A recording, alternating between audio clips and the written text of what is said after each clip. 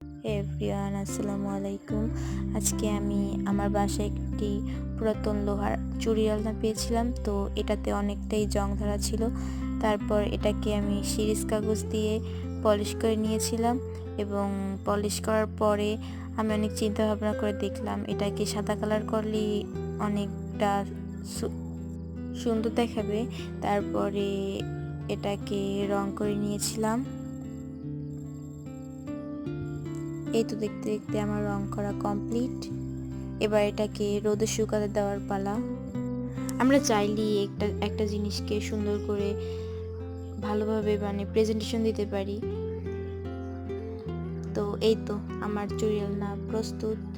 আর এই ভিডিওটা রাত্রেবেলা করা, তাই ভালো আসেনি।